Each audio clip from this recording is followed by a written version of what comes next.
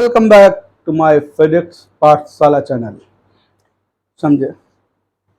देखिए, फिजिक्स वाला चैनल में आप बहुत दिनों बाद मैं आ रहा हूँ। आपको आज टॉपिक बताऊंगा magnetic effect of electric current. Me Arvind Shukla, please like and subscribe my channel physics वाला। Okay, thank you. आज टॉपिक है, today's topic is magnetic effect of electric current. कहोगे सबसे पहले magnetic effect of electric current के पहले आपको यह जानना जरूरी होगा व्हाट इज मैग्नेट। इसमें बहुत लोग जानते भी होंगे व्हाट इज मैग्नेट। आपको बता दूं तो मैग्नेट में होता क्या है, द सब्सटेंस दोज अट्रैक्ट और रिपेल टू अनदर सब्सटेंस। ऐसे सब्सटेंस जो दूसरे सब्सटेंस को अपनी ओर अट्रैक्ट करे या रिपेल करें, these are known as magnetic substance or magnet। यानी ऐसे सब्सटेंस या ऐसे पदार्थ जो दूसरे सब्सटेंस को यानी दूसरे पदार्थ को अट्रैक्ट करे या रिपेल करें, उन्हें बोलते हैं मैग्नेट। इनका नाम जो दिया गया है मैग्नेट, यूनान में एक स्टोन पाया जाता है मैग्नीशिया, उसके बिहाफ पे इसका नाम दिया गया है। क्यों? मैग्नीशिया स्टोन की खासियत थी, और आयरन पीसेस को अपनी ओर अट्रैक्ट करता था, तो इसमें भी वही खासियत है। तो आप समझ गए? तो वही लिखा मैंने, द सब्सटेंस दोज अट्रैक्ट और repel to another substance are called magnet. Its name is given by magnesia stone available in यूनान। इस बिहाफ पे मैग्नेट को दो पार्ट में ब्रेक करा गया है, natural magnet and artificial magnet. अब समस्या ये आती है बेटा कि नेचुरल मैग्नेट क्या होता है। जितने भी नेचुरल मैग्नेट होते हैं बेटा, वो फाउंड फ्रॉम अर्थ, यानी अर्थ से मिलते हैं, यानी अर्थ के भीतर से। तो वाजिब अर्थ के भीतर से मिलते हैं, तो उसका शेप भी सर्टेन नहीं होता, ना साइज सर्टेन होता है, और दे आर फीवली मैग्नेटाइज। फीवली मैग्नेटाइज का मतलब समझते क्या होता है? बहुत कम अट्रैक्ट या रिपेल करेगा दूसरे सब्सटेंस को, यानी फीवली, वीक, जिसको वीक भी बोल सकते हैं, वीक अच्छा वर्ड नहीं है। दे आर फीवली मैग्नेटाइज, यानी दूसरे सब्सटेंस को बहुत कम अट्रैक्ट करते हैं, रिपेल करते हैं। ये होते हैं नेचुरल मैग्नेट। देखिए, मैंने एग्जाम्पल इसका दिया है, आपको बता दूं, hematite, magnetite, cobalt, nickel. Hematite ये आपको बताए ओर्स ऑफ आयरन है, नेचुरल स्टेज में फाउंड होता है फ्रॉम द अर्थ। तो क्या बोलेंगे? It is found from earth, having uncertain shape and uncertain size, they are feebly magnetize. कोई दिक्कत? अब आता है आर्टिफिशियल। यहां से हम लोग की कवायद होती है बेटा। आर्टिफिशियल मैग्नेट क्या होते हैं? These are made by human being, या these are made by artificial method. Artificial method क्या होगा? ह्यूमन बीइंग होगा। आपको बताएं, इंसान वो जानवर, डोंट माइंड मेरी बात को गलत मत समझिएगा, इंसान वो जानवर होता है जो अपने बिना मतलब के कोई काम नहीं कर सकता। लगभग सही है, लगभग सही है। तो वाजिब जब मैग्नेट बनाएगा तो अपने यूज के लिए बनाएगा, और जब अपने यूज के लिए बनाएगा तो अपने अकॉर्डिंग बनाएगा कि इसकी मैग्नेटिक पावर कितनी होनी चाहिए, शेप कैसा होना चाहिए, ठीक, साइज कितना होना चाहिए। तो वाजिब है, artificial magnet does not found from earth, it is made by artificial method having certain shape। इसका शेप भी सर्टेन होगा, साइज भी सर्टेन होगा, दे आर हाईली मैग्नेटाइज, उसकी मैग्नेटिक फील्ड ज्यादा होगी। कहोगे सर एग्जाम्पल, कहेंगे U shape magnet, horseshoe magnet. हाँ बिल्कुल, और सबसे बढ़िया इसका एग्जाम्पल है बार मैग्नेट। आप लोग लैब में यूज करते हो, बस लैब में भी यूज होता है ज्यादातर, या फिर आयरन पीसेस को अट्रैक्ट करने में। लेकिन सबसे most important example is electromagnet. जी हाँ, आर्टिफिशियल मैग्नेट है, यही इस टॉपिक की शुरुआत होती है। कहोगे सर इलेक्ट्रोमैग्नेट क्या भला होती है? तो बता दूं, आपको बताऊं, बायो-सैवर्ट ने एक प्रॉपर्टी डिस्कवर करी थी, लॉ, जिन्होंने अपना नाम बाद में लॉ कर दिया, बायो-सैवर्ट रूल। उसमें किसी भी कंडक्टर में अगर इलेक्ट्रिक करंट फ्लो हो रहे थे तो उसमें मैग्नेटिक की प्रॉपर्टी आ रही थी। तो इस प्रकार यदि कंडक्टर में करंट फ्लो करने पर अगर मैग्नेटिक की प्रॉपर्टी आ रही थी तो उसको बनाया गया इलेक्ट्रोमैग्नेट। और यही टॉपिक का मेन टॉपिक है, magnetic effect due to electric current, यानी इलेक्ट्रिक करंट फ्लो करने के कारण किसी कंडक्टर में मैग्नेटिक इफेक्ट। अगर आपसे कहा जाए बेटा कभी आपने इलेक्ट्रोमैग्नेट देखा है, तो ज्यादातर most of the people told me at that time कि सर मैं इलेक्ट्रोमैग्नेट, हाँ सर, कोई कहेगा बेल में देखा, कोई कहे कहीं देखेगा। हम कहेंगे आप सब डेली देखते हैं। कहोगे सर कैसे? इलेक्ट्रोमैग्नेट लगभग जिन भी डिवाइस में इलेक्ट्रिक करंट फ्लो करने पर घूमती है, जो भी डिवाइस इलेक्ट्रिक करंट फ्लो करने पर घूमती, like as fan, exhaust, submersible, electric motor, और वो सब इलेक्ट्रोमैग्नेट होते हैं। इसके अलावा भी हो सकते हैं, ये तो होता ही होता है। पुराने जमाने में जो ट्यूबलाइट में चोक कॉइल होती तो वो भी इलेक्ट्रोमैग्नेट है। जी हां, जिसमें जिसमें इलेक्ट्रिक करंट फ्लो करते हैं वो डिवाइस मूव करती है, वो सर्कुलर मोशन करती है यानी रोटेट होती है, वो सब इलेक्ट्रोमैग्नेट है। कॉइल इसीलिए भरते ही बेटा उसमें मैग्नेटिक इलेक्ट्रिक करंट फ्लो करने पे मैग्नेटिक इफेक्ट आए, तभी वो घूमेगा, अदरवाइज घूमेगा ही नहीं।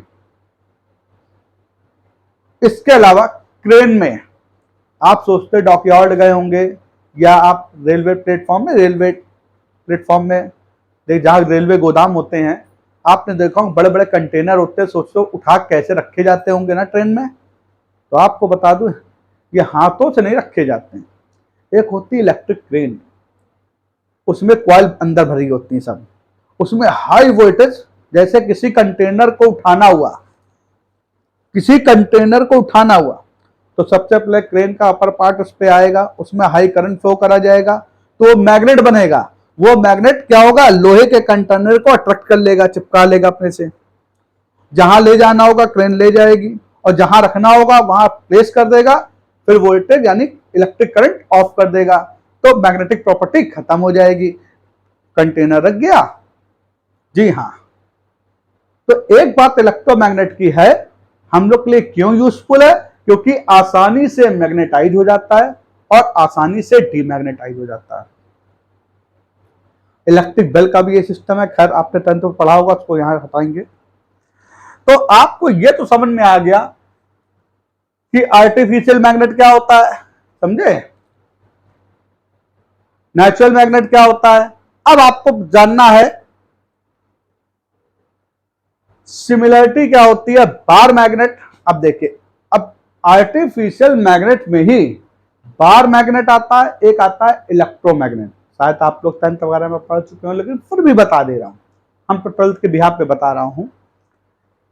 तो देखिए, आप अगर ये बार मैग्नेट है, ये इलेक्ट्रोमैग्नेट है, दोनों का सेम साइज है, साइज सेम है, लेंथ सेम है, वॉल्यूम सेम है, बस एक बार मैग्नेट है, एक इलेक्ट्रोमैग्नेट है। कैसे बनाया गया, thick we take a uniform thickness of copper wire wrapped on them, wrap कर दिया गया, ठीक, उसमें करंट फ्लो करा गया। बार मैग्नेट में करंट फ्लो नहीं करा गया, ध्यान सुनिएगा, बार मैग्नेट में करंट फ्लो नहीं करा गया, आपको बता दूं। तो देखेंगे बार, अब दोनों के नीचे आयरन एसेस यानी लोहे का बुरादा रखते हैं।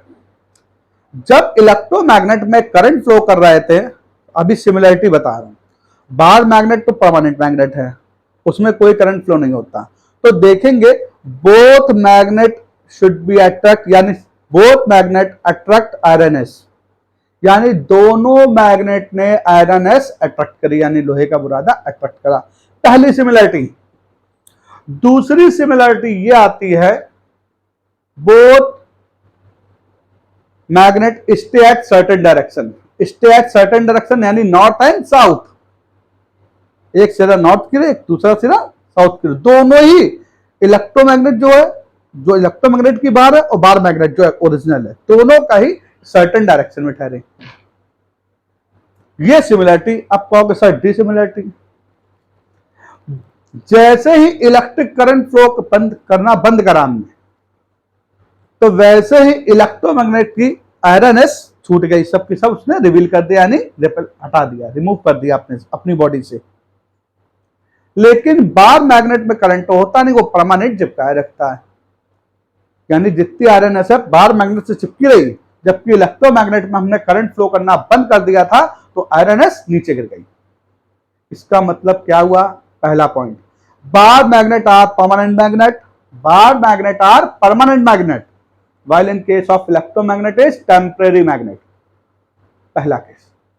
दूसरा केस, बार मैग्नेट के pole can not be interchange, यानी बार मैग्नेट का जो सिरा नॉर्थ की ओर हो वही नॉर्थ पोल, जो सिरा साउथ की ओर साउथ पोल, इसके पोल कभी चेंज नहीं हो सकते हैं। But in case of electromagnet current की डायरेक्शन रिवर्स कर दीजिए तो नॉर्थ साउथ बन जाएगा, साउथ नॉर्थ बन जाएगा, यानी पोल कैन बी रिवर्स्ड। देखिए हमने पूरे लिखे हैं पॉइंट, आराम से देखिएगा। Pole of electromagnet can be change due to reverse direction of flow of electric current while there no change in pole in bar magnet। Okay, अब आता है हम लोग के पास अब तीसरा डिसिमिलरिटी क्या आती है? बार मैग्नेट की जो भी मैग्नेटिक पावर होगी, यानी आयरन एस को अट्रैक्ट करने की पावर होगी, वो हमेशा फिक्स रहेगी। लेकिन इलेक्ट्रोमैग्नेट है वो किस पे डिपेंड करता है? करंट की नंबर ऑफ एम्पियर पे। अगर करंट ज्यादा फ्लो करेंगे तो ज्यादा मैग्नेटिक प्रॉपर्टी, हाईली मैग्नेटाइज होगा। करंट यानी नंबर ऑफ एम्पियर डिक्रीज करेंगे तो फेवरली मैग्नेटाइज होगा। तो यानी मैग्नेटिक पावर क्या होती है? इलेक्ट्रोमैग्नेट की वेरिएबल होती है, while in case of bar magnet fixed होती है। जी हां, साफ साफ मैंने लिखा है। ठीक, डायरेक्शन ऑफ, अब कहोगे सर इसमें आप बार बार इलेक्ट्रोमैग्नेट में सोलेनोइड लिख रहे हैं, ये क्या होता है? कहेंगे बेटा we take a cast iron rod having uniform thickness, ठीक, they are in cylindrical form. एक हम कास्ट आयरन की लेते हैं, रॉड लेते हैं, उसके ऊपर इंसुलेटेड कॉपर वायर, जिसके कॉपर वायर में इंसुलेशन की कोटिंग हो, रैप्ड कर देते हैं और दो वायर निकाल लेते, एक टर्मिनल ये, एक टर्मिनल ये, इससे करंट फ्लो करते हैं। तब किसकी तरह बिहेव करता है? मैग्नेट की तरह। उसी को इलेक्ट्रोमैग्नेट बोल दीजिए, चाहे सोलेनोइड, यानी solenoid is the example of electromagnet. Electromagnet के और भी शेप हो सकते हैं। मेरे ख्याल से आप लोग को इतना तो आ गया होगा। अब देखिए one more question, we take two identical shape and size of, अब पहले क्या था हमने कंपेयर करा था, एक था बार मैग्नेट बेटा और दूसरा था इलेक्ट्रोमैग्नेट। अब कि हम दोनों इलेक्ट्रोमैग्नेट लेंगे और दोनों के शेप और साइज आइडेंटिकल हो। आइडेंटिकल मतलब समझे, एक जैसा शेप हो, एक जैसा वॉल्यूम हो, एक जैसी थिकनेस हो, एक जैसा साइज हो। We take two identical shape and size of, ठीक, मैग्नेट, इलेक्ट्रोमैग्नेट, दोनों इलेक्ट्रोमैग्नेट है, दोनों में same number of turns of copper wire of same thickness of copper wire. दोनों में हम जो रैप्ड करेंगे वायर, उसकी थिकनेस भी सेम होगी, नंबर ऑफ टर्न्स भी सेम होंगे। बस डिफरेंस ये होगा, एक जो इलेक्ट्रोमैग्नेट है मेड ऑफ कास्ट आयरन, जिसको आप लोग सॉफ्ट आयरन या कच्चा लोहा बोलते हैं, और दूसरा बना होगा स्टील आयरन। और स्टील के नाम पे ध्यान सुनिएगा मेरी बात, स्टील का मतलब वो नहीं होता है बेटा जो आपके घर में यूटेंसिल होते हैं, मतलब बर्तन वगैरह होते हैं, वो स्टेनलेस स्टील होता है, जंग रहित स्टील। और स्टील का मतलब होता है फौलादी लोहा। हम यहाँ बात कर रहे हैं फौलादी लोहे के, मतलब स्टील, वो स्टेनलेस स्टील नहीं। एक होगा आपका स्टील का यानी फौलादी लोहा, एक होगा कास्ट आयरन। दोनों में नंबर ऑफ टर्न्स भी सेम है, वायर की थिकनेस भी सेम है। जो हमने मैग्नेट लिया उसकी भी shape, identical shape and size है। अब दोनों में सेम एम्पियर की करंट सेम टाइम तक फ्लो करें। अब इसका कंपैरिजन करते हैं। कहोगे सर इसका कंपैरिजन में क्या आएगा? कहेंगे बेटा कुछ बहुत आराम है। पहला केस, अब इसमें माना जाएगा कौन सा अच्छा है, तो आपको बता रहा हूं।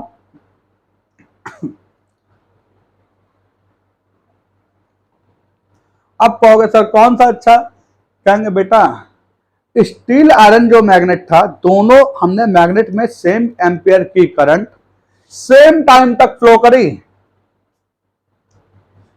तो दोनों में देखेंगे जो स्टील आयरन मैग्नेट था, फौलादी लोहे का मैग्नेट था, उसमें आयरन पीस कम अट्रैक्ट हुए, ज्यादा उसमें कलेक्ट नहीं हो पाए, अकोमुलेट नहीं हो पाए। जो कास्ट आयरन मैग्नेट था उसमें बड़ी तेजी से आयरन एसेस को यानी लोहे के बुरादे को अट्रैक्ट करा। तो इसका मतलब क्या निकला? ठीक है भाई, बड़ी यानी जो कास्ट आयरन होता है मैग्नेट, वो इजिली मैग्नेटाइज हो जाता है, जैसे करंट फ्लो करो इजिली मैग्नेटाइज, जबकि स्टील आयरन का मैग्नेट इजिली मैग्नेटाइज नहीं होता। और जैसे ही मैंने करंट फ्लो करना बंद करा दोनों में, हाँ करंट फ्लो करना बंद करा, तो जो कास्ट आयरन का मैग्नेट था जिसने आसानी से आयरन एस को अट्रैक्ट करा था, उसने आसानी से रिमूव भी कर दिया अपने बॉडी से आयरन एस को, यानी आयरन एस नीचे गिरा दी। जबकि जो स्टील आयरन मैग्नेट था उसमें काफी भाग चिपका रह गया। तब क्या निकला कि कास्ट आयरन मैग्नेट आसानी से मैग्नेटाइज होता है, easily magnetize and easily demagnetize, जबकि स्टील मैग्नेट बड़ी आसानी से मैग्नेटाइज नहीं होता, लेकिन अगर एक बार हो जाए तो आसानी से डीमैग्नेटाइज भी नहीं होता। और हम लोग को आपको बता दूं, नौकर ऐसा पसंद होता है जिससे कहे खड़ा हो जाए तो खड़ा हो जाए, बैठ जाए ना। और ऐसा नौकर आप लोग हम लोग डेली यूज करते हैं, बता दूं कहां पे। आप लोग के घर में इलेक्ट्रिक फैन तो होगा, उसको देखो स्विच ऑन करते हैं, पंखा देने लगता है कि नहीं, हवा देने लगता है फैन, और जैसे ऑफ करते हैं बंद हो जाता है, एयर ब्लो करना बंद कर देता है। तो इससे बढ़िया नौकर हो सकता है। आप सोचो अगर मैग्नेट का इन्वेंट ना हुआ होता इलेक्ट्रोमैग्नेट का, तो हम लोग आज भी महाराजा अकबर के जमाने में जी रहे होते हैं। या तो बहुत पैसा होता, दासी रखते, पंखा जलती, वरना इतने सस्ते में काम नहीं चलने वाला। आप समझ गए, बायो सेवर्ड के कुछ भी भला बुरा मत कहिएगा, खैर ये मजाक की बातें हुई, तो वही मैंने लिखा है। बस केवल डिफरेंस ये, कास्ट आयरन मैग्नेट आसानी से इजिली मैग्नेटाइज होता है, इजिली डीमैग्नेट, जब चाहो मैग्नेटिक प्रॉपर्टी आ जाए, जब चाहो मैग्नेटिक प्रॉपर्टी चले जाए। While in case of cast iron बड़ी मुश्किल से मैग्नेटाइज होगा, और हो गया तो डीमैग्नेटाइज नहीं होगा। एक बात और बता दूं, अगर इलेक्ट्रिक करंट की डायरेक्शन कॉइल में एंटी क्लॉकवाइज डायरेक्शन है, क्या है, एंटी क्लॉकवाइज डायरेक्शन, यानी घड़ी की सुई की चलने के अपोजिट, घड़ी की सुई देखो ऐसे चलती है, अगर इसका उल्टा चलाएं हम ऐसे, उसको बोलते हैं एंटी क्लॉकवाइज। अगर इलेक्ट्रिक करंट की डायरेक्शन एंटी क्लॉकवाइज है तो बिहेव लाइक एज, वो सिरा नॉर्थ पोल की तरह काम करेगा। अगर इलेक्ट्रिक करंट की डायरेक्शन क्लॉकवाइज है तो देखिए डायरेक्शन से साउथ पोल की तरह काम करेगा। अगर करंट, देखिए अगर करंट की डायरेक्शन ये चल रही है, वो सिरा साउथ पोल, दूसरा नॉर्थ, वाजिब उल्टी कर दो तो पोल रिवर्स हो जाते हैं। यही बताया था मैंने, इतना बताइए क्लियर कि नहीं।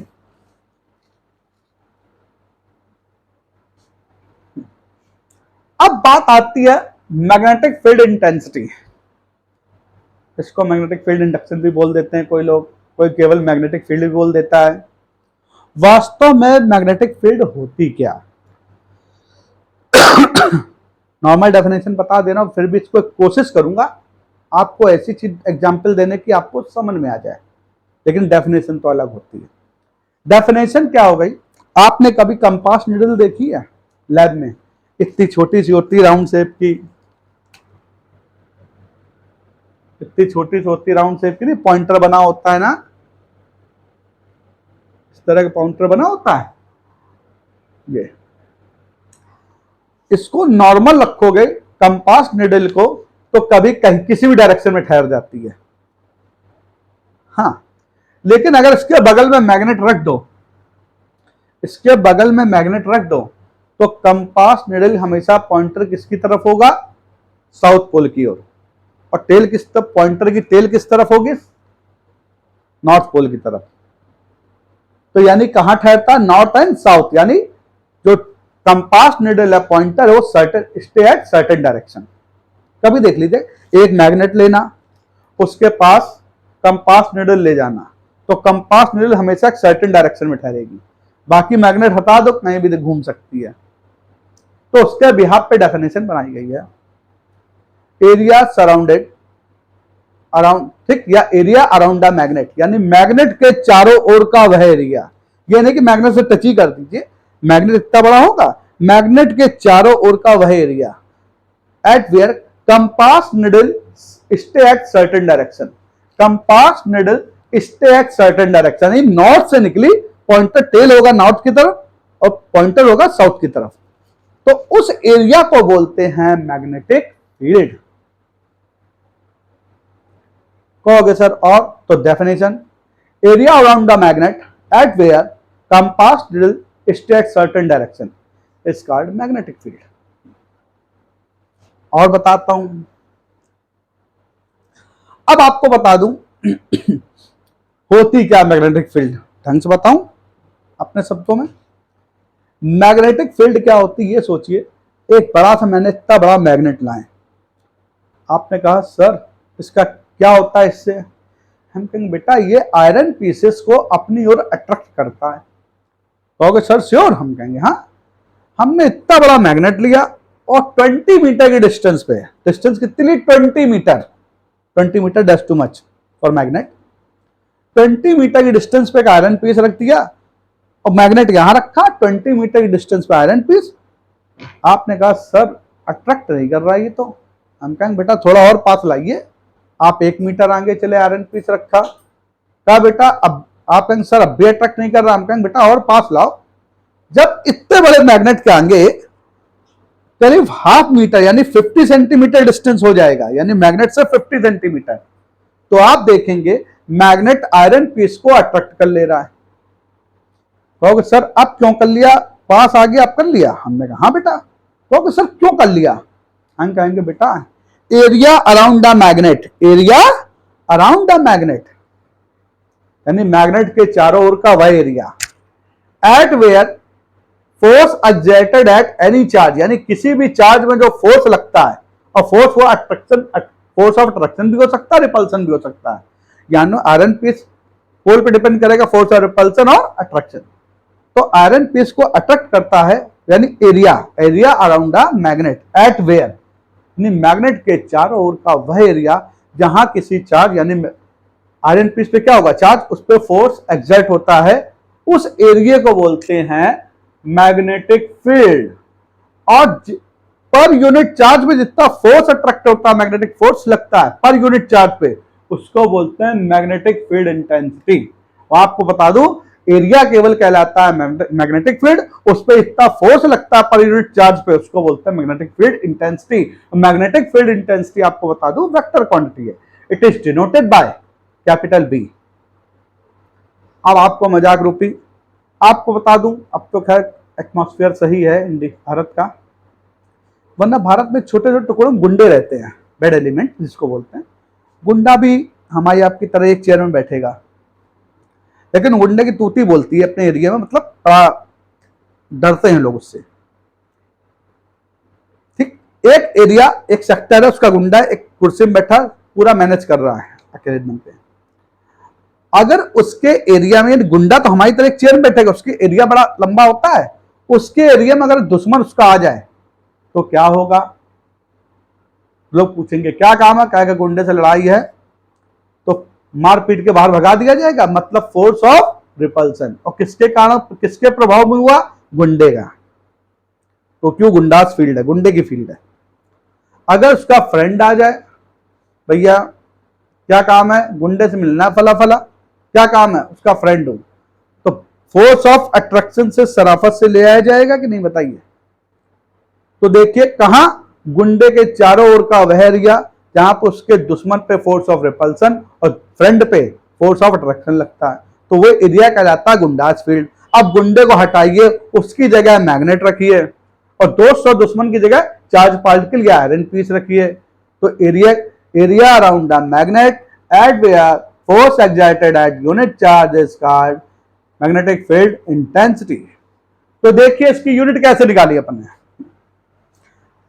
जनरल फॉर्मूला होता है F is equal to ILB sin theta, अब इसको डिटेल में बताएंगे, लॉरेंस फोर्स। तो B is equal to F upon IL, क्योंकि यूनिट में sin थीटा की यूनिट नहीं होगी। फिर हम लोग करेंगे F की होती न्यूटन,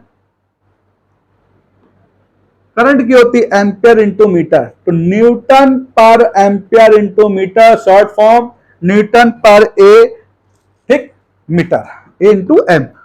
और इसकी यूनिट क्या बताऊं, टेस्ला भी होती है। कहोगे सर टेस्ला, जी हां, साइंटिस्ट का नाम था टेस्ला। और क्या होती है, वेबर पर मीटर स्क्वायर भी होती है, WEBER अपॉन मीटर स्क्वायर। और गॉस भी होती है।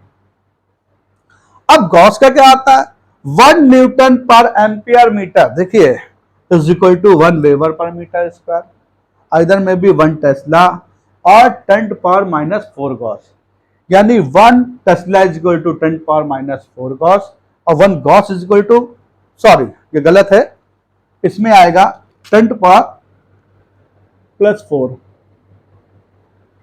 ठीक, नॉट माइनस। हाँ 1 गॉस इज इक्वल टू जरूर हो सकता था 10 पावर माइनस 4 टेस्ला, कीमत टेस्ला, ओके। अब देखिए तो क्या हो जाएगा, 1 tesla is equal to 10 power 4 gauss और 1 gauss is equal to 10 power minus 4 tesla. Any problem? बढ़िया आए समझ में? अब बेटा आता है डायमेंशन ऑफ बी। फॉर्मूला देखिएगा I L B sine theta, got it. B is equal to F upon I L sine theta. Dimension of F M L T power minus 2, force की डायमेंशन होती बेटा, current की ampere, length की L, sine theta has no dimension. अब देखिए हमने L L cancel, M L to power 0, 8 power minus 1, T power minus 2, तो इसको ऐसे भी लिख सकते हैं, वरना आप एल लेफ्ट भी कर सकते हैं, M 8 power minus 1, T power minus 2। अब आपको एक बात बता दूं, अगर एम के सिस्टम में यूनिट पूछी जाए, बी की कभी वैसे पूछी नहीं गई है, फिर भी पूछी जाए, तो आप एम के सिस्टम में यूनिट का मतलब होता है foremost we have to find dimension, यानी सबसे पहले डायमेंशन निकालेंगे। और वो क्या निकाली, एम मीन्स क्या होगा, M means kilogram, kilogram ampere power minus 1, second power minus 2। इतना बताइए, क्लियर? अब आता है बेटा इसमें Fleming's rule, Fleming left hand rule, Fleming right hand rule. लिखा तो मैंने है, stretch the 4 finger, middle finger, 4 finger समझ गया, ये वाली फिंगर, मिडिल फिंगर ये वाली, थंब क्या हो गया ये, और भी ये राइट हैंड है, लेफ्ट हैंड मेरा ये जाएगा, आपका उल्टा पड़ेगा, ये इसको ऐसे घुमाया, देखिए ऐसे, ये मजाक में कहूं, मिथुन चक्रवर्ती पिस्टल चलाते हैं, बस समझो ऐसी वाली, that is called thumb, 4 finger, middle finger, ठीक, okay. If we stretch mutually perpendicular for thumb, 4 finger and middle finger, then 4 finger indicate या denoted direction of magnetic field, direction of magnetic field, and the middle finger denoted या represent direction of induced current, and thumb represent to the direction of motion, it means force। देखिए मैंने figure बनाया है, आपको दिखा रहा हूं, motion means force, ठीक, मैग्नेटिक फील्ड और करंट, ये आप नीचे ना समझिए, ये जा रही, ये देखिए। अब आप सोचेंगे सर फ्लेमिंग के रूल से होता क्या है, कहेंगे बेटा डायरेक्शन इसी से फाइंड करी जाती है, मैग्नेटिक फील्ड आउटवर्ड है कि इनवर्ड है। अगर करंट ये जा रही है तो मैग्नेटिक फील्ड क्या होगी, आउटवर्ड, क्या होगी, आउटवर्ड, और फोर्स क्या होगा, परपेंडिकुलर, ऊपर की ओर। कहोगे सर कैसे, हवा में जा रही करंट, कहेंगे बेटा करंट ऐसे समझे, ये है वायर, ये है वायर, ठीक हो गया। अगर हॉरिजॉन्टली वायर लेंगे तो करंट की डायरेक्शन अगर ये है तो मैग्नेटिक फील्ड क्या होगी, आउटवर्ड ऐसे, और फोर्स अपवर्ड। कहोगे सर इसके अकॉर्डिंग करंट ये जा रही है तो मैग्नेटिक फील्ड आउटवर्ड, अगर करंट ये जाएगी कहेंगे भैया बदलना पड़ेगा, तब तो ऐसे करके इस तरह लाना पड़ेगा, ठीक, ये तो इसका क्या हो जाएगा, देखो हम घुमा तो नहीं पाएंगे, अगर करंट इस तरफ जा रही हो, ठीक, यानी इसके अपोजिट, तो ये जो मैग्नेटिक फील्ड है कहां जाएगी, इनवर्ड। अभी क्या थी, आउटवर्ड है ना, जब करंट ये जा रही है, करंट ये जा रही है तो ये outward magnetic field, force upward. अगर करंट इसके अपोजिट डायरेक्शन में जाएगी तो ये आउटवर्ड ना होकर इनवर्ड और फोर्स डाउनवर्ड हो जाएगा। लेकिन ये कब काम करेगी, जब वायर हॉरिजॉन्टली होगा, करंट ये जाए चाहे ये जाए, अगर ये जाएगा लेफ्ट टू राइट जाएगा करंट तो ये outward, force upward, right to left current जाएगा तो ये इनवर्ड, फोर्स डाउनवर्ड। वही देखिए लिखा है, कहेंगे आप सब राइट हैंड रूल भी होता है, जी हाँ। कहोगे सर राइट हैंड रूल क्यों बनाया गया? जब मालूम तो हो गई डायरेक्शन, ये तब बना था जब आपको बता दूं करंट की डायरेक्शन यानी वायर हॉरिजॉन्टली रखा जाए, ऐसे करंट जाए या ऐसे, इसके लिए बनाया गया। अब कह दो सर जी वायर करंट ऐसे रखेंगे वर्टिकली अपवर्ड, तब क्या होगा? तब उसको समझने के लिए राइट हैंड रूल बना है। हाँ, राइट हैंड थंब रूल अलग से रखा है। कहोगे क्या है? अब देखिए राइट हैंड, ये लेफ्ट हैंड था ना, अब राइट हैंड। राइट हैंड में ये नहीं करा गया, ये करा गया ऐसे, ठीक है। इसमें 3 डायमेंशन, हमारा हाथ देखिए ऐसे। कहोगे सर ये क्या है? कहेंगे पुरानी तरह मैग्नेटिक फील्ड। कहोगे सर ये क्या है? मोशन यानी फोर्स। पहले फोर्स ऊपर जा रहा था लेकिन हॉरिजॉन्टल वायर था, अब ऐसे है। कहोगे ये करंट। अब इसका मतलब वायर क्या होगा? ऐसे ऐसे वर्टिकली। अगर करंट इस तरफ जाएगी तो ये आउटवर्ड यानी इस तरफ होगा, और इसकी डायरेक्शन फोर्स की ये होगी। अगर करंट अपवर्ड तो ये चीज यहां हो जाएगी, ये चीज अंदर की तरफ हो जाएगी, बस। लेकिन आपको लिखना क्या है? लिखने में आ जाए तो आप बोलेंगे if we stretch thumb, forefinger, middle finger mutually perpendicular to each other according to figure। Figure भी बनाना होता है इसीलिए कि मीनिंग सबका एक ही निकलता है। According to figure, then thumb represent to the direction of motion और फोर्स। फोर्स मतलब जहां मोशन होगा वहीं फोर्स होगा। And forefinger represent to the direction of magnetic field and middle finger represent to the direction of induced current। इतना clear? अब बात करते हैं हम लोग लॉरेंज फोर्स की। 3 डायमेंशन फिगर होना चाहिए, लेकिन फिर भी जो लिखा जाता है वो बता दूं। लॉरेंज फोर्स किन किन बातों पे इफेक्ट करें, किन किन उसके factor affecting of Lorentz force. सबसे पहला फैक्टर आएगा चार्ज पार्टिकल, दूसरा फैक्टर आएगा स्पीड ऑफ चार्ज पार्टिकल, तीसरा फैक्टर एसेंशियल फैक्टर है मैग्नेटिक फील्ड, और फोर्थ फैक्टर आएगा ठीक जो चार्ज पार्टिकल मूव करेगा वो किस डायरेक्शन में मैग्नेटिक फील्ड से मूव करेगा, मैग्नेटिक फील्ड के अलोंग करेगा कि मैग्नेटिक फील्ड से एंगल बनाएगा। तो सबसे पहले देखिए मैंने लिखा है when q electric charge moves with constant speed v moves with constant speed। आपको एक बात बता दूं, electric field and magnetic field both are perpendicular to each other. हमेशा इलेक्ट्रिक फील्ड यानी इलेक्ट्रिक फील्ड से क्रिएट होता है इलेक्ट्रिक फोर्स, वो हमेशा एक्सीलरेटेड मोशन देता है। While in case of magnetic field ये डायरेक्शन देती है, स्पीड नहीं बढ़ाती। तो हमने साफ साफ यहां लिखा है when q electric charge moves with constant speed v in uniform magnetic field b। Uniform एक समान, घटे बड़े ना। Uniform magnetic field b makes angle theta from magnetic field, यानी थीटा हमेशा मैग्नेटिक फील्ड से बनना चाहिए। कहोगे सर क्या इस तरह मैग्नेटिक फील्ड है, चार्ज पार्टिकल इस तरह चल रहा है, थीटा या इस तरह चल रहा है, थीटा नहीं, theta angle from magnetic field. Thus a force act on a electric charge, यानी उस इलेक्ट्रिक चार्ज पे एक फोर्स काम करेगा जिसे हम लोग बोलेंगे लॉरेंज फोर्स और मैग्नेटिक फोर्स। इसे चूंकि साइंटिस्ट लॉरेंस ने सबसे पहले देखा था, अपना नाम दे दिया। तो देखिए factor affecting, hence magnetic force F directly proportional to Q। दूसरा magnetic force directly proportional to B magnetic field, and force directly proportional to uniform speed of electric charge, and F directly proportional to sine theta. Combined all equation, combined का मतलब add नहीं होता, मिला के लिखना होता है। तो F directly proportional Q V B sign theta, और जब डायरेक्टली प्रोपोर्शनल साइन हटता है तो कांस्टेंट K आता है, और यहां पे एक्सपेरिमेंटल वैल्यू K की 1 लिखते हैं तो आ जाता है Q V B sine theta. अगर वेक्टर फॉर्म में लिखना हो तो आपको बताया हमने ये सब तीनों चीजें परपेंडिकुलर होती हैं भाई।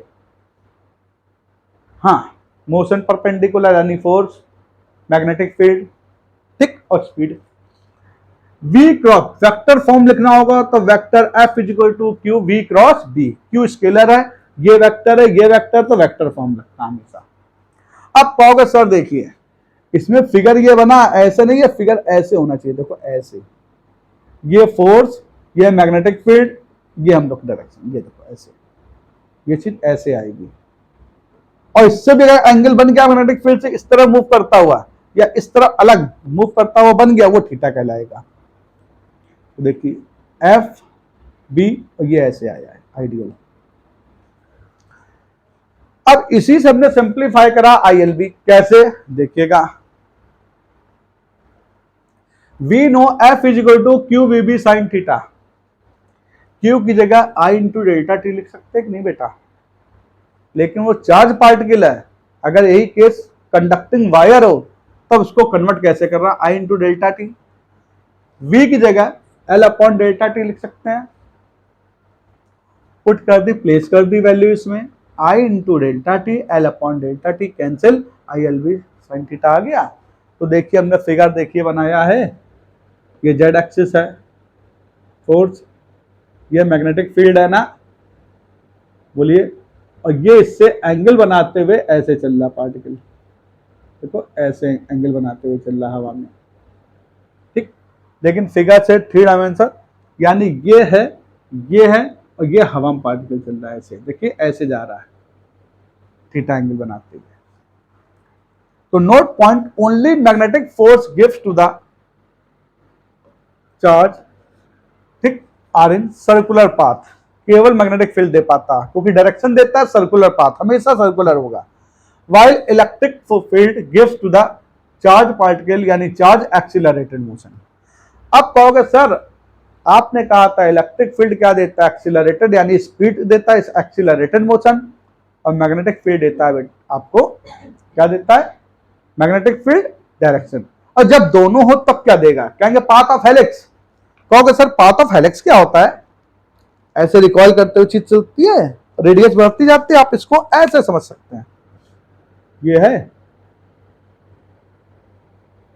ये ऐसे, इसको पाथ ऑफ हेलिक्स जब दोनों होगा तब। अगर वेक्टर फॉर्म लिखना हो इसका तो vector F is equal to Q vector E, क्यों क्यू में तो कोई चार्ज, इलेक्ट्रिक चार्ज जो होता है स्केलर होता है, ई होता है electric field vector, Q electric charge, V cross V vector, vector product always vector. इतना बताइए, कोई प्रॉब्लम। अब बेटा आपको असली चीज बताने जा रहा हूं, इलेक्ट्रोमैग्नेट का सबसे यूएसपी, मतलब ये किसने कॉन्सेप्ट दिया था इलेक्ट्रोमैग्नेट। अगर इन्होंने कॉन्सेप्ट ना दिया होता, कसम से हम लोग आज भी महाराजा अकबर के जमाने में जी रहे होते हैं। कहोगे सर कैसे, पुराने जमाने में अगर हम लोग 100 किलोमीटर तक की डिस्टेंस कवर करते थे किसके थ्रू, कहो sir by foot, on foot, पैदल, या फिर घोड़े से। और घोड़े से कितना टाइम लगता 100 किलोमीटर जाने में, ठीक। कहोगे सर इनको देने से क्या हो गया, इन्होंने कॉन्सेप्ट दिया था इलेक्ट्रिक करंट फ्लो करने पर कोई कंडक्टिंग वायर किसकी तरह बिहेव करता है, मैग्नेट की तरह। आपको बता दूं जितने इंजन अभी बने हैं, diesel engine, petrol engine, EV, कुछ भी ले लो, जिसमें स्टार्टिंग रहती है, जब बाइक की करे स्टार्ट, क्या किक लगा के, इन सब में इलेक्ट्रोमैग्नेट होता है। और इलेक्ट्रोमैग्नेट का मतलब करंट फ्लो हो रहा है, यानी जनरेटर भी एक तरह का क्या है, तभी काम करेगा, उसके अंदर कॉइल होती है बेटा, यानी जब क्या करता है, करंट फ्लो करने पे मैग्नेटिक प्रॉपर्टी देता है, तभी कोई चीज घूम पाती है। मान लीजिए इन्होंने magnetic effect of electric current, यानी इलेक्ट्रिक करंट फ्लो करने पे मैग्नेटिक प्रोड्यूस मैग्नेटिक फील्ड की प्रॉपर्टी ना दी होती, क्या कोई इंजन बन सकता था आज तक। तो कृपया करके इसको बड़े कायदे से पढ़ें भाई, समझे, बायोसेवर्ट रूल को इज्जत भी दें, वरना हम लोग आज भी फिर 500 किलोमीटर तो भूल जाओ और यूएस ज्यादा तो भूल जाओ, फिर तो प्लेन भी ना बनते हैं। आप समझ गए कितना इंपॉर्टेंट काम दिया था। अब क्या दिया था वो बता रहा हूं बेटा, Biot Savart law, we take a fragment of conducting wire, fragment का मतलब पार्ट, पता नहीं कंपनी में कितना लंबा आपका बना हो वायर, हम तो छोटा सा पार्ट लेंगे, उसमें इलेक्ट्रिक करंट आई फ्लो करिए। We take a fragment of conducting wire in which flow of electric current I and we have hence we get electric field at point P और P dash. अब कहोगे जब देखो wire ये है, current अगर upward direction में कर रहा है फ्लो, किसमें, अपवर्ड, तो इसके राइट हैंड साइड वाला पोर्शन किस तरफ वाला, इधर से देखेंगे आपकी तरफ से राइट हैंड, वो कहलाएगा इन्वर्ट। यानी क्रॉस जहां लगाओ वो इन्वर्ट डायरेक्शन होती है, इन्वर्ट मैग्नेटिक फील्ड की। और जहां डॉट लगाओ यानी करंट अगर ऊपर जा रहा है तो इधर वाला क्या हो जाएगा, आउटवर्ड, इधर वाला इनवर्ट। हम लोग ज्यादातर काम इनवर्ट के लिए करते हैं, ऐसा कोई रूल नहीं, हार्ड एंड फास्ट रूल नहीं, लेकिन ज्यादातर काम करते हैं। कहोगे सर करंट की डायरेक्शन नीचे कर दें, कहेंगे रिवर्स हो जाएगा, ये इधर हो जाएगा। तो अभी हमने देखा एक क्विक वी टेक के fragment of conducting wire in which flow of electric current I, then we have to find magnetic field at point P, चाहे either में भी P और P डैश।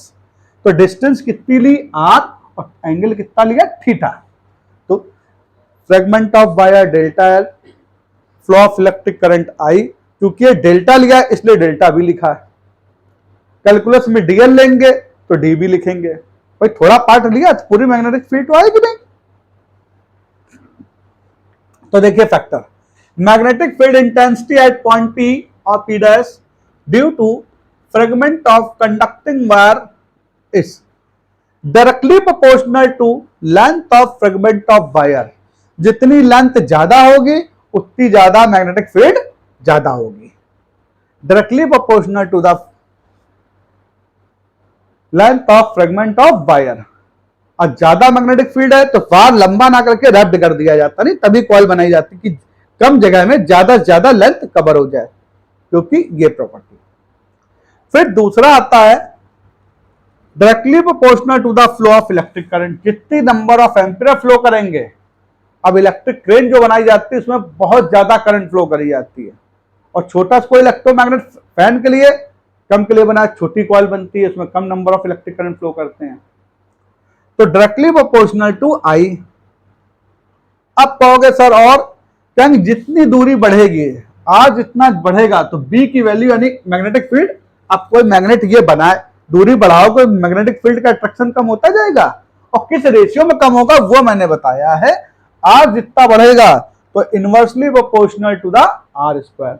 आर क्या होता है, it is inversely proportional to the square of the distance between point P and conducting wire।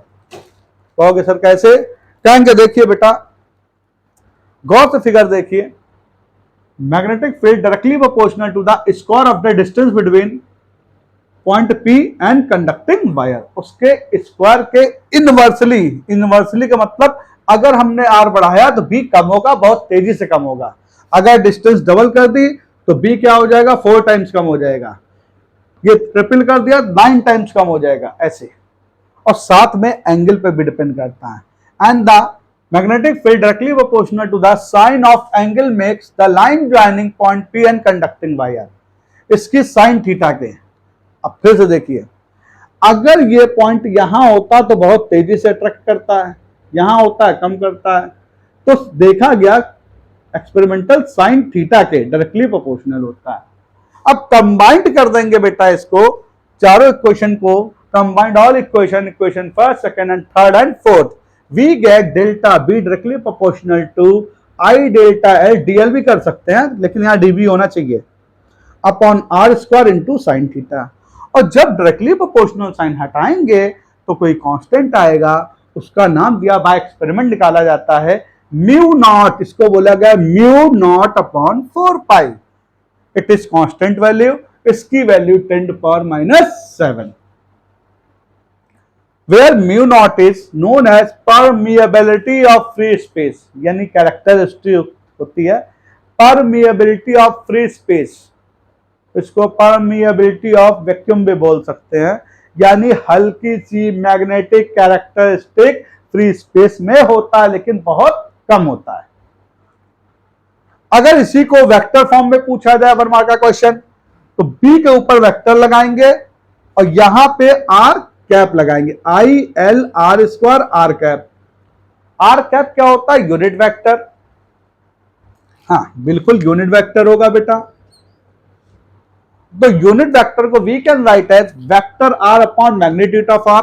अगर यहां रख देंगे इसकी वैल्यू ये, तो आर स्क्वायर और नीचे वाला R, R cube, vector R. A भी सही है, ए भी सही है। अब ये चॉइस क्वेश्चन में आता है कैसे आपको करना है, क्लियर। अब आता है बेटा यूनिट एंड डायमेंशन, दोनों unit and dimension of permeability of free space और म्यू नॉट, बात एक ही है। तो देखिए बेटा B is equal to mu naught upon 4 pi I L upon are square into sine theta by cross multiplication. क्यों? क्योंकि हमको म्यू नॉट की यूनिट निकालनी, जब यूनिट निकाल पाएंगे डायमेंशन निकालेंगे। तो बेटा म्यू नॉट को अपनी जगह रखा, बाकी क्रॉस मल्टीप्लीकेशन से सब value left hand side transfer कर। तो we can write as B into 4 pi into R square upon I L sine theta. Sine theta कोई यूनिट तो होगी नहीं। अब देखिए 4 पाई की भी यूनिट नहीं होगी। अब कहोगे सर B की क्या होगी, कहेंगे B F is equal to I L B, then we can write as B is equal to F upon I L. तो यहां पे जहां B है वहां F अपॉन आई एल कर दिया, R square I L into sine theta. हाँ देख लीजिए B की value F upon I L, R square upon I L sine theta. यहां ना 4 पाई की कोई यूनिट होगी ना साइन थीटा की। तो देखिएगा क्या, F की न्यूटन, I की एम्पियर, L की metre into metre square, ampere into metre. तो देखिए 1 metre metre metre square cancel. We can write as, आपको बता दूं क्या आएगा, न्यूटन पर एम्पियर स्क्वायर, और शॉर्ट फॉर्म में n means newton 8 power minus 2। अब कहोगे सर डायमेंशन, कहेंगे डायमेंशन बता रहा हूं, फॉर्मूला तो बेटा ये निकला था, देखिए इससे निकला था। इस फॉर्मूले में मैंने क्या रखा, देखिए f की dimension ml T power minus 2, r की l स्क्वायर, i की a square, l is l तो स्क्वायर है तो स्क्वायर। तो आपको देखिएगा l square cancel. We can write as ml 8 power minus 2 पर गया और टी टू पावर माइनस 2। मेरे ख्याल से आपको पॉइंट क्लियर हुआ कि नहीं। अब इसके बाद आपको बताने जा रहा हूं मैं relation between mu naught and epsilon not. Okay, what is the mu naught? Earlier I told you this thing.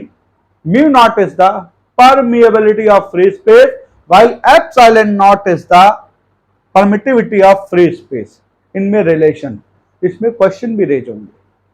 क्या होगा, We know 1/4 pi epsilon not. आप हमारे चैप्टर इलेक्ट्रोस्टैटिक देखिएगा, हमने पूरा इसमें बताया था इसका, मैं ना उसको देखिएगा प्रीवियस।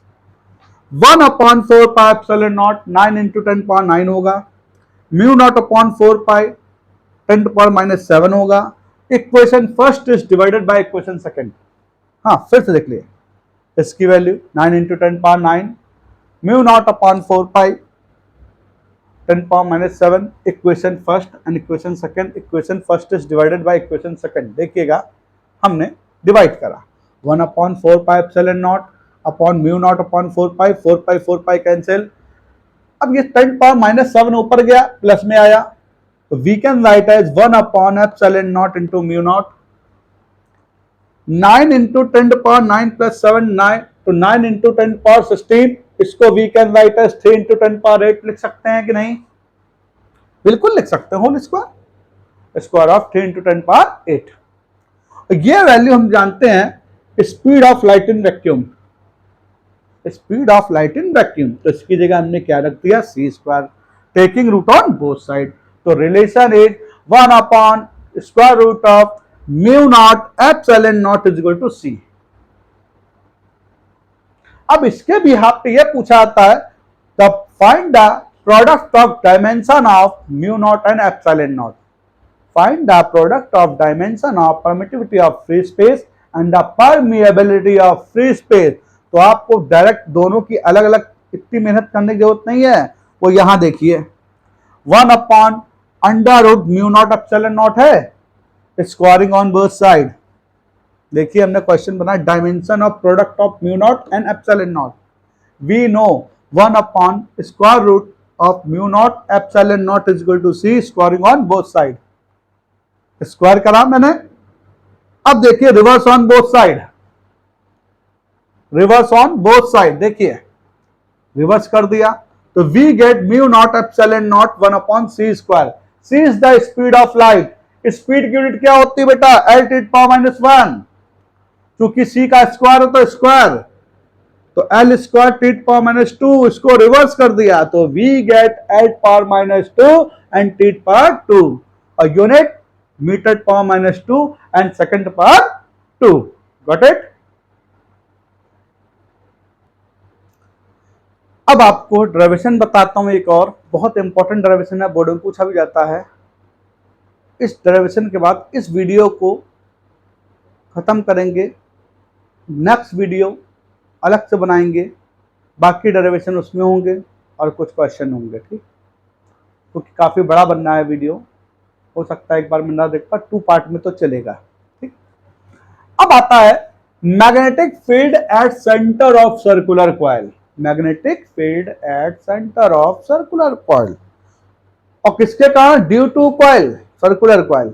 कहोगे सर मतलब, सिंपल सी बात है, वी टेक, कोई वायर है, we take a wire wrapped in form of circular coil, कोई वायर था ये wrapped in form of circular coil, यानी एक कॉइल में, यानी एक बार में लपेट दिया, अभी नंबर नहीं बनाए मैंने, एक बस कोई वायर है उसको रैप्ड कर दिया। Its center is A and radius is, sorry, center is O and radius is A।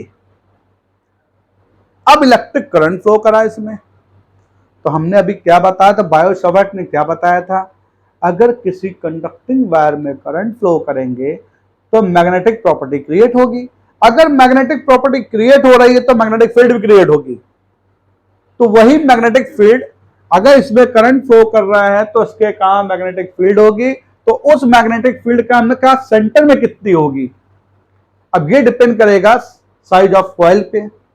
अब पता नहीं कॉइल छोटी बनाई तब तो ठीक है, मान लीजिए कॉइल अर्थ के डायमीटर के बराबर हो, तो अर्थ कितनी ह्यूज होती है, तो हम लोग जो डेरिवेशन निकालते हैं, डेरिवेशन वो छोटी चीज के लिए वैलिड हो, बड़ी से बड़ी चीज के लिए वैलिड हो।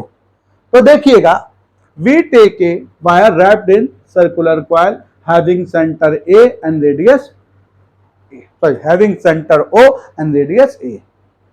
We have to find magnetic field at center O due to fragment of DL part of coil। कहोगे सर DL पार्ट पूरी क्यों नहीं ली, हमने कहा कि मान लो अर्थ के डायमीटर के, यानी अर्थ के सरकमफ्रेंसेस के अराउंड अगर होती कॉइल तो क्या पूरा चार्ज निकाल सकते थे या पूरी लेंथ निकाल सकते थे, आंसर होगा नहीं, तो कहेंगे स्मॉल पार्ट लिया हमने डीएल, केवल इसके का इतने में जितना है उसके कारण मैग्नेटिक फील्ड ये देखो जा रही, ऐसे यहां बनाई ऐसे जरूर गई है, ये ऐसे जा रही, ऐसे बेटा ऐसे, इस तरफ देखिए, ये जो मार्कर की डायरेक्शन है वो है मैग्नेटिक फील्ड बेटा, जी हाँ। और ये डायरेक्शन क्या है, एंटी क्लॉकवाइज, तो आउटवर्ड है, क्लॉकवाइज होती इनवर्ड होती, अंदर की तरफ हो रही होती, यानी तब अंदर की तरफ जाती, ये क्या है, एंटी क्लॉकवाइज डायरेक्शन, देखो घड़ी की चलने की अपोजिट डायरेक्शन, तो आउटवर्ड मैग्नेटिक फील्ड होगी। देखिए बी हमने ऐसे बनाया, वो ऐसे होगा, तो देखिए according to Biot Savart law, d B, d मतलब calculus form, d B is equal to mu naught upon 4 pi I DL upon, अब क्या डीबी लगाया तो डीएल, डेल्टा लगाते हैं, डेल्टा यहां डेल्टा अच्छा नहीं माना जाता है, इंटीग्रेशन करते हैं, dl upon are square into sine theta. अब देखिए, अब ध्यान से, मैग्नेटिक फील्ड ये है, करंट ये है, दोनों के बीच एंगल कितना है, 90 डिग्री, मैग्नेटिक फील्ड ये है, तो थीटा क्या लेंगे बेटा, 90 डिग्री रख दिया। अब साइन 90 की वैल्यू बेटा कितनी आती है, 1, और आर की वैल्यू क्या रखेंगे, ए। कहोगे सर क्यों, क्योंकि यहां से डिस्टेंस ए रेडियस के इक्वली तो डिस्टेंस होगी भाई, सेंटर रेडियस की डिस्टेंस पे होगा, देखिए इससे, तो आर की जगह हमने ए रख दिया, देख लिए गौर से, ए साइन 90, साइन 90 की वैल्यू 0, सॉरी साइन 90 की वैल्यू 1 रख दिया। अब कहोगे हमको आया d B mu naught upon 4 pi I DL upon a square. अब ये तो देखो स्मॉल पार्ट कारण ले रहे थे ना डीएल के कारण, अब अगर हमको सबके कारण लेना हो, पूरी कॉइल के कारण, या तो हम समेशन करें, और कैलकुलस में करते हैं इंटीग्रेशन, क्या बोलते हैं इंटीग्रेशन, या तो समेशन करिए या इंटीग्रेशन, तो हमने क्या कैलकुलस फॉर्म में इंटीग्रेशन कर दिया, dB integration of mu naught upon 4 pi I DL upon a square. अब देखिए इसमें कांस्टेंट इंटीग्रेशन में कांस्टेंट हमेशा इंटीग्रेशन जो ऑपरेटर होता है उससे बाहर आता है, mu naught upon 4 pi I upon a square बाहर डीएल, और 1 डीबी का यानी 1 डीएक्स का एक्स होता है तो 1 डीबी का बी हो जाएगा। ठीक, तक पढ़ाई होगा। अब कहोगे सर डीएल क्या रखेंगे, कहेंगे बेटा 2 पाई ए सर्कमफेरेंस ऑफ सर्कुलर कॉइल। कहोगे सर कैसे 2 पाई ए, डीएल क्या है देखिए, डीएल डीएल डीएल डीएल सबको ऐड कर दो, इंटीग्रेशन ऑफ डीएल 2 पाई ए हो गया, सर्कमफेरेंस ऑफ या पेरीमीटर ऑफ सर्कुलर कॉइल, तो वही लिखा मैंने 2 पाई ए। तो डीएल की जगह 2 पाई ए, इसमें 2 cancel, pi cancel, 1 A cancel, mu not I upon twice ए। ये कब था, जब एक रैप यानी वायर को एक बार मोड़ा, यानी नंबर ऑफ टर्न्स 1 हो, यानी एक बार लपेटा हमने।